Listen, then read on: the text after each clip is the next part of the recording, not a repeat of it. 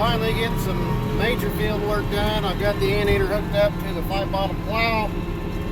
We're tearing up, ripping up, turning under this old, I guess not old, this hay field. Gonna get a little fertilizer in there.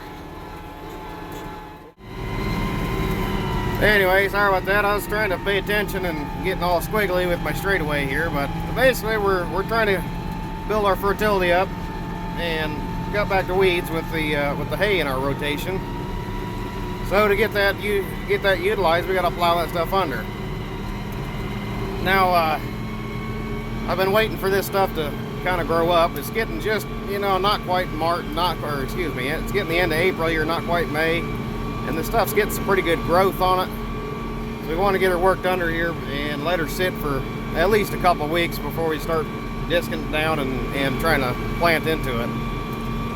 And this thing does a really nice job compared to the offset disc like we were using before. You can see this is turning this field black in one pass, and that's what I want to see, black. I don't want to have to come out here and disc it 4 or 5 fucking times to try to get that shit worked under. And man, that dirt, that soil is just breaking up so nice too. You could almost just come back and disc it once and then plant it right away. I mean, that stuff's so mellow, it's just beautiful. So I've got to try and stay as straight as I can here. As with these old style plows, they did make some other ones that were a little bit better, but with this particular plow, you're always going, the next pass will be on my left, and I have to be going the same way the whole time. So basically you're making an oval. So I'll go down this way and I'll come back on that side over there and then come back up over here and then go back down over there. So I'm constantly making an oval, making it bigger and bigger and bigger, wider and wider. It's kind of a pain in the ass when you think about it. You can't just start on the edge of the field and work your way across because it only throws dirt to that one side. So you kind of start in the middle of the field and just kind of work your way out, and then once you get, you know, wide enough that it doesn't make sense to drive, you know, if we were clear over here, it doesn't make sense to drive all across your end or all the way down there to get it going again. That's when you start another one over there and start working your oval that way. So anyway, that's what we're doing today, trying to get some alfalfa turned under. And I'm pretty impressed with the tilth here, guys. Like I said, it's just so mellow and breaking up so nice. Really liking that. We do have a few clay spots like here. We had several years ago, there was a tree line right here, and after we dozed it in and cleared them off, they didn't get a whole lot of topsoil back on the top. So that's what that's all about.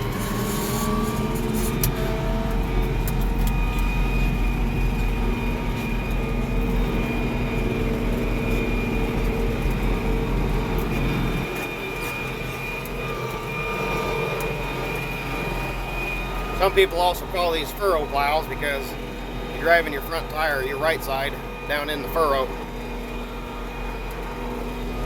Set her back down. Now normally I don't stop to do this, but because I got the camera out, I'm trying to keep everything straight and square, make everything neat and nice. Now you see how that's just throwing that right over? That's what she's supposed to do. And now, because we're down in the furrow, the tractor's kind of leaning a little bit, which that's fine. You get used to it. It gets kind of weird. You get on a side hill, and man, then you're really leaning over. It feels like it's going to tip over, but don't worry, it won't. A lot of times, the old timers, before they had the front wheel assist and so on, 4-wheel drives like this here, they'd put a dual on that outside over there.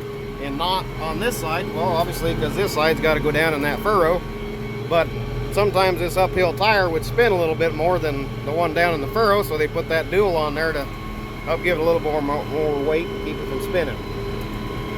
That's why you'll see guys with the duals on the left side and nothing on the right side. Looks weird, but it works good. Now, being this is a 4-wheel drive, I really don't need the dual on there. It's got plenty of weight. She's not spinning at all. Not to mention I'm actually a little bit more tractor than my plow is here, but you get in these uphill holes where it's got a little bit of clay on it, and it's nice to have that 4-wheel drive and a little bit small of a plow. Kind of a forgotten, lost art plowing is. Not very many people do it anymore with all the a chemical on the no-till and they just go out and spray and forget it. So it's kind of a lost art. Not a lot of farmers do plowing anymore.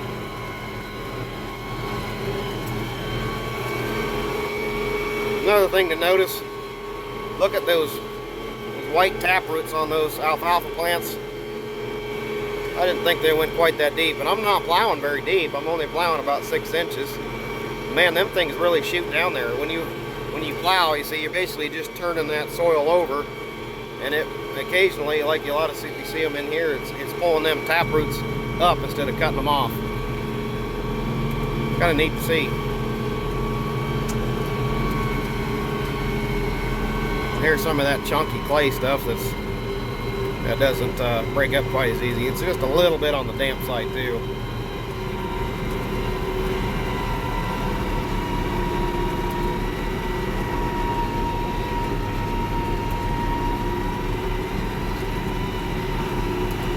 Not really sure why there's a clay spot there and a good dirt spot down below it. I mean, that good black soil here compared to where we just went through was more clayish.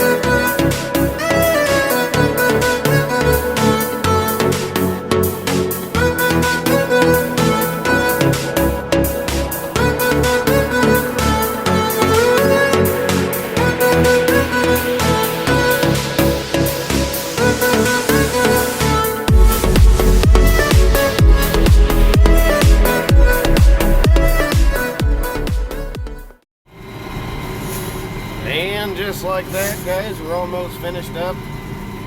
I got the majority of the field done last night. We're just working on doing the end rows this afternoon. Then we're going to come back through and get this disc up. I'm afraid this stuff's going to get too dry if we don't get her chopped up a little finer. Got to get this stuff, these big clods and this clay stuff, got to get this stuff knocked down a little bit.